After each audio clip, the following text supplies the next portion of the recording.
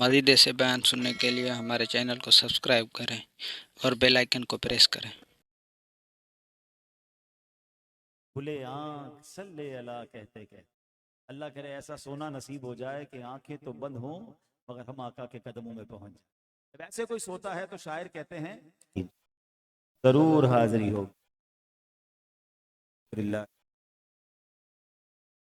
والصلاة والسلام على خاتم النبی اما بعد فاعوذ باللہ من الشیطان الرجیم بسم اللہ الرحمن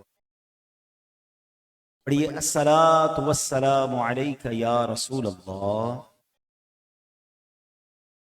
وعلى آلك وأصحابك يا حبيب الله الصلاة والسلام عليك يا نبي الله وعلى آلك وأصحابك يا نور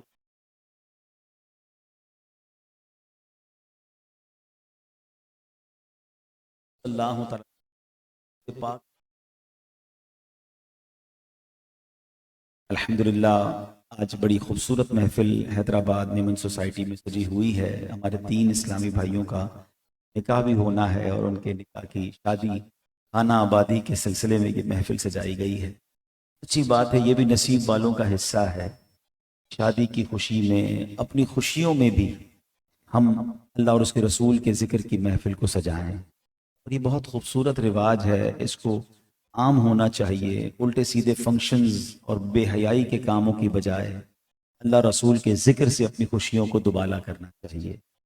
درود پاک ایک ایسا وظیفہ ہے، اتنی برکتیں ہیں، اتنے فضائل ہیں۔ میں آپ کو چند چیزوں کا ایک خلاصہ پیش کرنے سے پہلے ایک سوال کرنا چاہتا ہوں۔ لوگ مجھے یہاں سن رہے ہیں، پردے میں میری بہنیں، اسلامی بہنیں بھی سن رہی ہیں، سوشل میڈیا پہ یہ بیان لائیو بھی جا رہا ہے۔ اگر میں آپ سے یہ کہوں کہ اپنی ایک مسلمان ہونے کی حیثیت سے اپنی زندگی کی خواہشات کو لکھیے، آپ اپنی زندگی میں کیا کیا چاہتے ہیں، زندگی میں کیا چاہتے ہیں، مرتے وقت کیا چاہتے ہیں، اور قیامت کے دن کیا چاہتے ہیں۔ کبھی بیٹھے ٹیبل کرسی پہ بیٹھے ہو، کاغذ قلم ہاتھ میں لکھیے گا یار مجھے کیا کیا چاہیے، ٹھیک ہے۔ اب میں آپ کو چند حدیثوں کا خلاصہ پیش کرتا ہوں، درود پاک کب کب کہاں کہاں اور کیسے کیسے کام ہوتا ہے۔ میں وہ کہتا جاؤں گا ایک ایک جملہ، آپ سبحان اللہ ذکر اللہ کی نیت سے کہتے جائیے گا۔ اگر آپ اپنی روزی میں برکت چاہتے ہیں تو درود پاک پڑھیے، اپنی عزتوں میں اضافہ چاہتے ہیں تو درود پاک پڑھیے، ذلت و رسوائی سے بچنا چاہتے ہیں تو درود پاک پڑھیے، قرضے میں ڈوب گئے ہیں قرضے سے نکلنا چاہتے ہیں تو درود پاک پڑھیے، مصیبتیں بلاؤں اور پریشانیوں سے بچنا چاہتے ہیں تو درود پاک پڑھیے، عزت والی شان والی عروج والی زندگی گزارنا چاہتے ہیں تو درود پاک پڑھیے، اور مرتے وقت نبی پاک کا دیدار چاہتے ہیں تو درود پاک پڑھیے، نبی ایسا دیکھیں کہ نبی پاک اپنے ہاتھوں سے قبر میں اتار رہے ہیں تو درود پاک پڑھیے، قبر نور مصطفیٰ سے قیامت تک جگمگاتی رہے تو درود پاک پڑھیے، قیامت کے دن میرے آقا کے پرچم تلے اٹھنا چاہتے ہیں تو درود پاک پڑھیے، حوض کوثر پر پیارے آقا کے ہاتھوں جام کوثر پینا چاہتے ہیں تو درود پاک پڑھیے، پل صراط سے نور کے ساتھ ثابت قدمی سے گزرنا چاہتے ہیں تو درود پاک پڑھیے، اور سنیے جنت میں تو درود پاک، درود پاک، خواب میں نبی پاک کی زیارت چاہتے ہیں تو درود پاک پڑھیے۔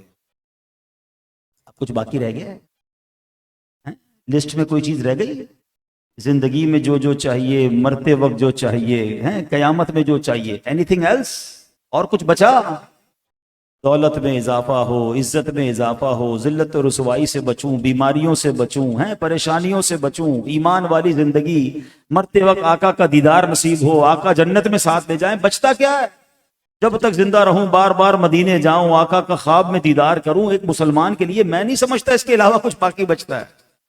یہ سارے فضائل، ہاں یہ سب کے سب جو علماء بیٹھے، میری شاید میرے ہر جملے پر ان کو ایک حدیث یاد آ رہی ہوگی، یہ سارے فضائل سبحان اللہ احادیث اور روایتوں میں درود پاک کے فضائل میں موجود ہے، یعنی ہر درد کی دوا ہے، ہر درد کی دوا ہے، صلی علی محمد، تعویذ ہر بلا ہے، صلی علی محمد۔ ہر تالے کی چابی سمجھ لیں آپ، ہر سکسس کے لیے سمجھ لیں، ہر کامیابی کے لیے ایک ایسی چابی ہے، اتنا کمال کا وظیفہ کہ پڑھتے جائیں اور پرابلم سالو کرتے جائیں، مشکلیں آسان کرتے جائیں۔